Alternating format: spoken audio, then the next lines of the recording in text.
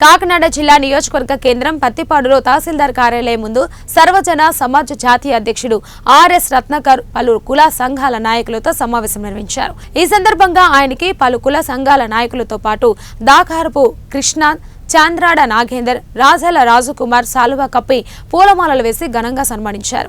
ఈ సందర్భంగా కులాల పేరుతో దోపిడీమయం అయిన ఈ సమాజాన్ని తమ వంతుగా ఎంతో కొంత చైతన్యం చేసి అన్ని కులాల మతాల వర్గాల ప్రజలకు న్యాయం చేయాలన్నదే తమ లక్ష్యమని ఆర్ఎస్ రత్నాకర్ అన్నారు.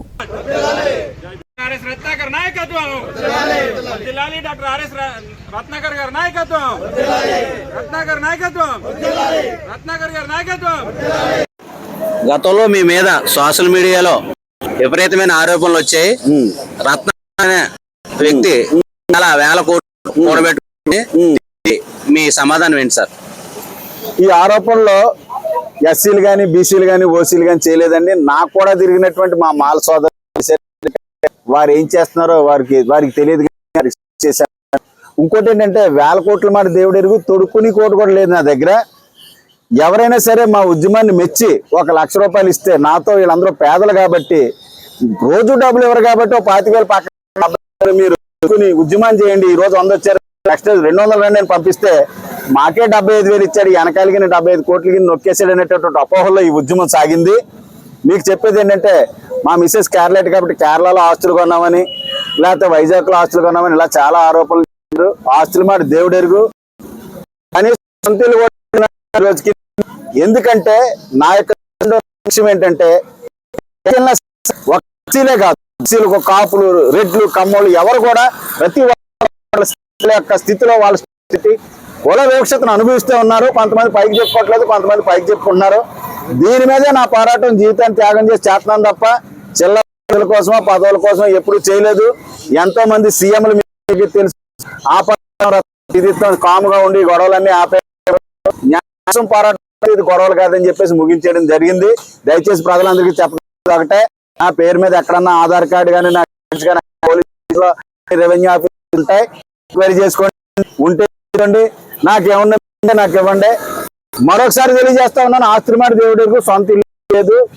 ఈ ఎలాంటి సరిగ్గా కట్టకపోతే బయటికి గెంటేసే పరిస్థితి అని చెప్పి పత్రికా ముఖంగా భారతదేశంలో ప్రపంచవ్యాప్తంగా ఉన్న నా అభిమానులందరికీ తెలియజేస్తాం. గతంలో మీరు ముఖ్యమంత్రితో సనుగా ఉండేవారు, అదే ఇప్పుడు ప్రస్తుతం ముఖ్యమంత్రితో కొనసాగిస్తున్నారా?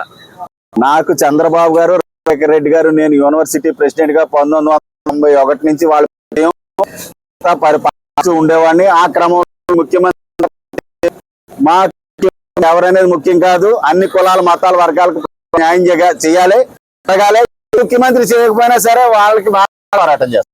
ఈ 6 నెలల్లో కూటమి ప్రభుత్వం అమలు చేయవలసిన పథకం చేయకపోతే ఈ కూటమి ప్రభుత్వమే కూడా మీరు తిరుగుబాటు చేస్తారా? తప్పకుండా.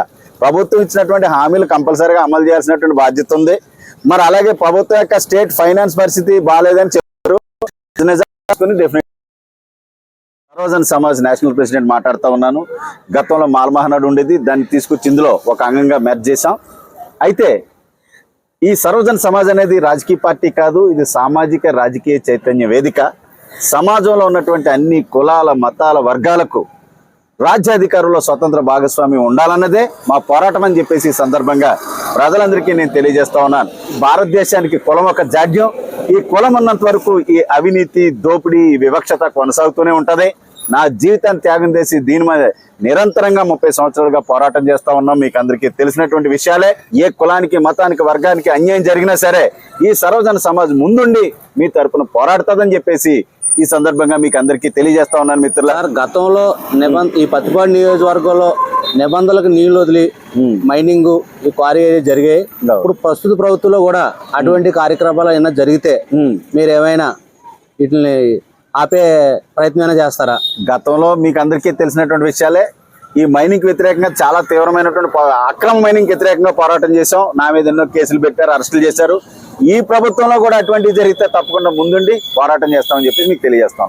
గత వైసీపీ ప్రభుత్వంలో ఎక్కడా కనపడిన రత్నాకర్ ఇప్పుడు కొంచెం ఎలా అడవడి చేస్తున్నారంటే దాని పరమార్థం ఏంటో చెప్తారని. వైసీపీ ప్రభుత్వంలో వచ్చిన వెంటనే మాల్మహనాడు ప్రెసిడెంట్ గా ఉన్నటువంటి నాకు సపోర్ట్ చేసినటువంటి వర్గం అంతా కూడా వైసీపీ ప్రభుత్వాన్ని సపోర్ట్ చేయడం జరిగింది. ఆయన ప్రభుత్వాన్ని చేపట్టిన ముఖ్యమంత్రిగా వచ్చిన వెంటనే రకరకాల అక్రమ కేసులు పెట్టి నన్ను వేధించడం జరిగింది, జైల్లో పెట్టడం జరిగింది.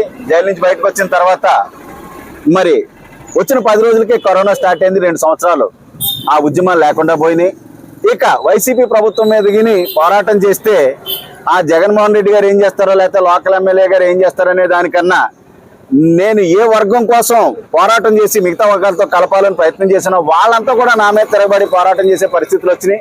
సొంత వర్గంతో పోరాటం చేసే కన్నా నిజాలు ఏంటో వాళ్ళు తెలుసుకున్న రోజున నన్ను మళ్ళీ పిలుస్తారనేటువంటి ఉద్దేశంతో సైలెంట్గా ఉండడం జరిగింది. మిత్రులారా, మీకు తెలుసు చింతలూరులో ఉన్నటువంటి మైనింగ్ ఒక సొసైటీకి సంబంధించింది. ఆ రోజున కలెక్టర్ ద్వివేది గారు ఉంటే ఎన్ఓసి ఇప్పించాను. అది నేనేదో తవ్వేసుకుని పట్టుకుపోయానని చెప్పి ప్రచారం చేశారు. ఆ క్వారీలో ఏం జరుగుతుందో ఈ రోజుకి నాకు తెలియదు. రాష్ట్రాల్లో దేశవ్యాప్తంగా నా క్యాడరు 30 సంవత్సరాలుగా ఉంటానే ఉంది. ఈ ప్రతిపాడు నియోజకవర్గం అనేది ఎప్పుడు కూడా ఒక నాకు స్ట్రాంగ్ హోల్డ్ అనమాట. అందుకని ఎప్పుడు కూడా ఇక్కడి నుంచి మొదలెడతాం. అందుకని ఈ రోజు కూడా ఇక్కడి నుంచే మొదలు పెట్టాం. పర్యావరణాన్ని ఎవరు నాశనం చేసినా సరే తొక్క తీసేస్తామని ఆయనకి మద్దతుగా ఉన్నాం. మేము కూడా అందులో ఆ తొక్క తీసే దాంట్లో భాగంగా ఉంటామని మీకు అందరికీ విజ్ఞప్తి చేస్తారా? సామాజిక రాజకీయ చైతన్య వేదిక నాతో అందరూ ఉన్నారు. ఇదిగో ఎంఆర్పిఎస్ నాయకులు ఉన్నారు, సెట్టుబడి నాయకులు ఉన్నారు, కాపులు ఉన్నారు, కమ్మారెడ్డి అందరూ ఉన్నారు. సమాజంలో కుల వివక్షత దారుణంగా ఉంది. మా కులముడే బాగుండాలి, మా కులముడే పైకి రావాలనేటటువంటి ధోరణిలో ఉన్నారు. కాబట్టి దీనివల్ల దోపిడీ, అవినీతి, చీటింగ్, వెనుపోటు జరుగుతున్నాయి. కాబట్టి దీని మీదే మా పోరాటం.